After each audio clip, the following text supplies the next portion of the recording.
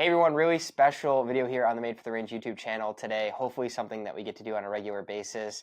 I have Mr. Sean Toulon with me sitting in Vista, California, and we're going to go over the brand new small batch, which I have under this head cover here, which is the Tulsa. So I'm going to go ahead and take mine out of the head cover. Sean, you've got one over there with you as I well. do. Yeah. And Uh, good morning, Jake. Nice to see Thank you. you. I appreciate it. So just in case, first off, just in case people aren't aware of what small batch is, Mhm. let's go into that just a little bit. So what is small batch as a project with the Toulon company? Yeah, it really is a project. I think that's the greatest way to sort of categorize it. It's a avenue where we can really explore some creative thoughts and ideas as they would be ultimately brought to life in a putter. So we look at new materials, new finishes, new shapes, new designs, new mill patterns, all kinds of new things, and sort of massage them all with some different points of inspiration that come from God knows anywhere, and bring them together in a very small run of putter, small batch, meaning I don't think we've ever done a run higher than 75. And typically the runs are 50 to 75 pieces worldwide. So super rare, just really unique, and we think exquisite pieces.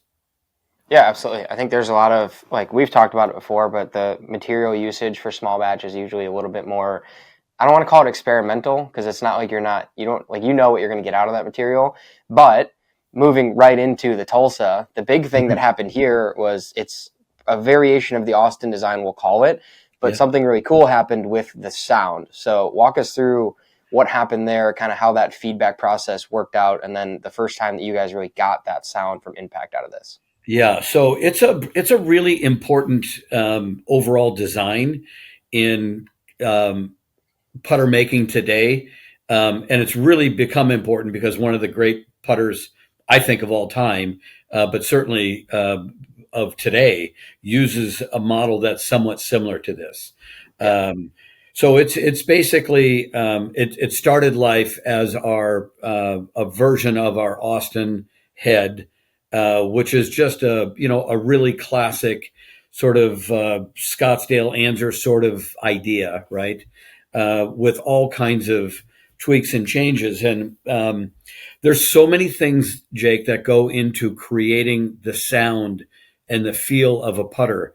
Obviously, it's material, it's weight, it's mill pattern, it's depth of mill pattern, it's face thickness, it's hosel design. It's all of these things that work together to kind of create this frequency that the human ear can pick up. And when we did the prototypes as we were going through and actually got the very first prototype with this new hosel design, you don't really know what you're going to expect, but we really tried to fine tune it to get this sound that was sort of deeper um, Yeah. and responsive. The first thing we do is shaft it up and run to the golf course with a bunch of different types of golf balls, and we were just immediately struck on, oh my God, this thing is so pure, so solid, so pleasing Yeah. that we felt like we had to come up with a way to really celebrate the sound.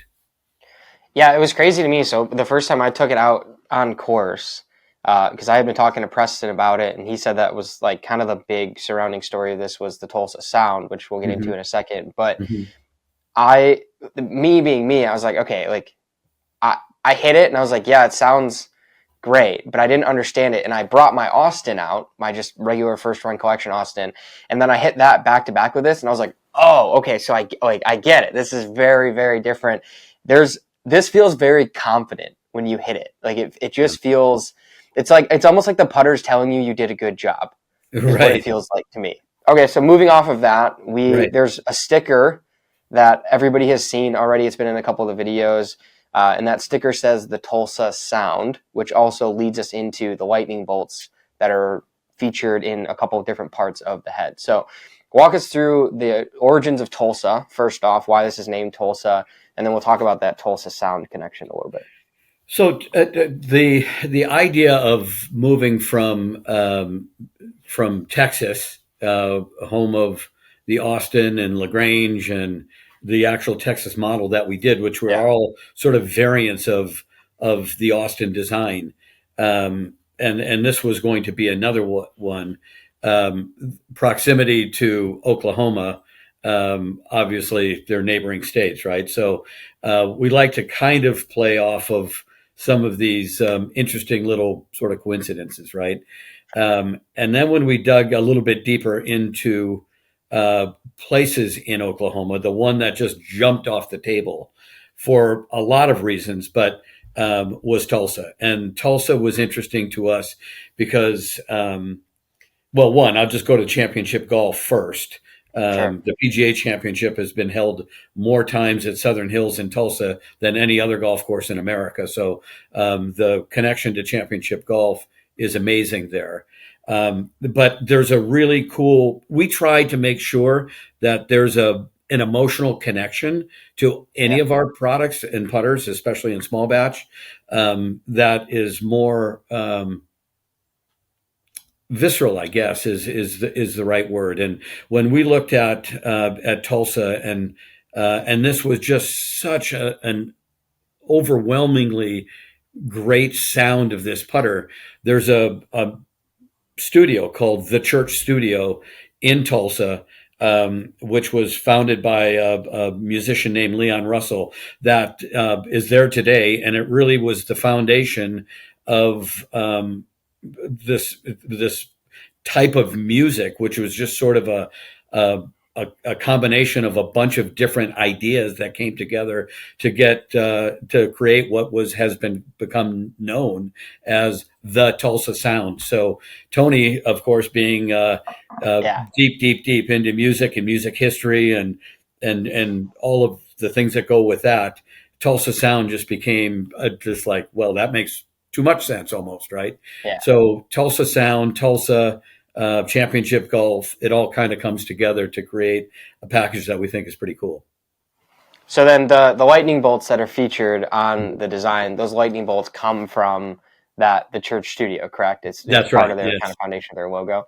Yeah, Yeah, exactly. it was funny. So in making the content for some of this stuff for the launch, the very first thing I did when they said it like had a huge deal with the sound was I emailed Tony, who's just as much of a music guy as he is a golf guy, and I was like, you know what, it's going to go a lot easier if I just have Tony help me out with this.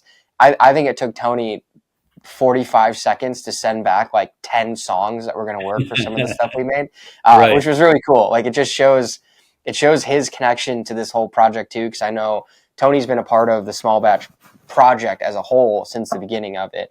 And to have him still so involved and then like to be that excited about every single small batch release, and like the Yeah. fact that it took him that quick to find something for me to help with the launch was, you could tell that there's like the passion inside the offices for you guys for the small batch project just grows. It gets higher and higher as they come out. It does, Um, and Tony really is sort of the heart and soul of all of the small batch stuff. I mean, the concept of the platform was really his to begin with, and he really does manage the entire thing, um, every one of them, and the development of those. And obviously, we all have lots of feedback and activity that gets involved with each one of them. But they're really things that his fingerprints are all over them. And anytime we can find something like music and golf play very, very well together. yeah, It's pretty interesting. And this recording studio is amazing. Tom Petty signed his very first record contract there. So the number of people that have recorded incredibly important pieces of music at the church studio is really, really long. So it's fun. yeah, absolutely. So then, okay, a couple technical details. Let's talk about the face pattern a little bit, and then kind of tie that into the material choice here with the Mhm. 904L. Like, how Mhm. do those things go together? How does that affect the playability, the sound of the putter? What were those decisions like in going to that face milling pattern and then also using that material? Yeah, so a lot of it, the 904L, we love as a material, and we've been using it pretty exclusively in our small batch launches in the past year or so. we love it because is it is incredibly difficult to machine and it takes longer. So you have to go slow with special cutters and tools, and but we've really got that process down when we make these putters, and so we love that material. We love the way it sounds. We love the way it feels. We love the way it polishes and the sort of the deepness of the luster that we get from it.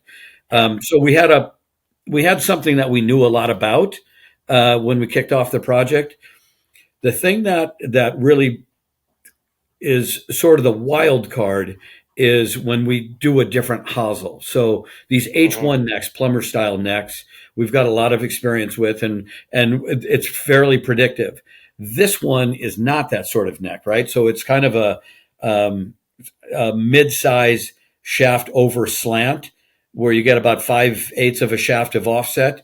Those types of necks have a tendency to create a different frequency um, at impact, golf ball to face, and those different frequencies are recognizable. So for a right-handed golfer, sound and feel goes from the moment of impact directly up to your left ear.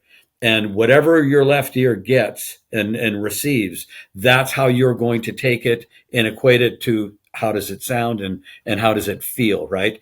So we knew that typically that hosel, the frequencies are a little bit higher. So we started to work on making the face a little bit thicker. And, I'm not talking a lot thicker, but enough thicker that we could sort of balance out the acoustics of the hosel. Okay. And when we made the first prototypes and tested the first prototypes, it was like, oh my God, this is just amazing. So um, I don't want to say we got lucky, but a lot of this stuff can be trial and error. And on this Sure. one, especially with the mill pattern, we got there very quickly. So this was a fun project. Yeah, you can't get audio feedback from a CAD drawing, can you? It's difficult to predict, but we've done so many of them now over the years. I don't want to say it's an educated guess because it's more than that. But you take your best efforts, and when you machine the first prototypes and test them, you get a pretty quick understanding if you've made the right choices. Absolutely. And then, all right, last but not least, my Mhm. absolute favorite part of the putter, which, by the way, I took this out yesterday.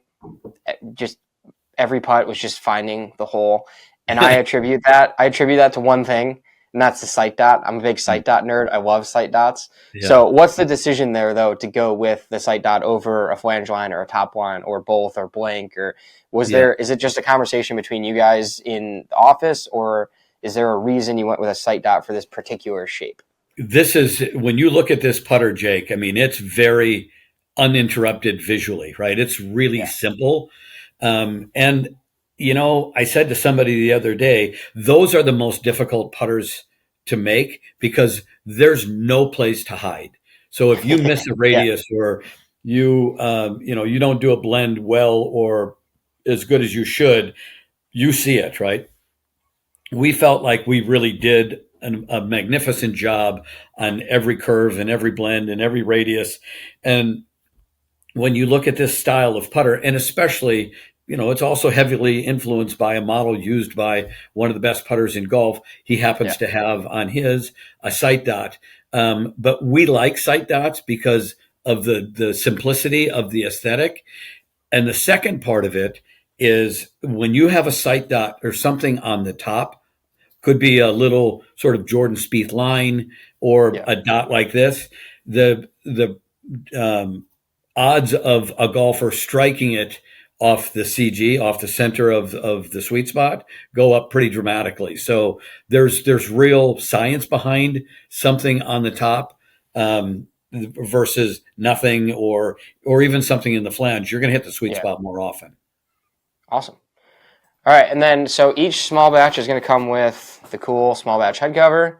These have a red Toulon collection grip on them, which you have a special name for this red. What do you call this red? We call it candy red. Okay, it's candy. That's all right. I was going to say this is like candy red from this is race car type thing, right?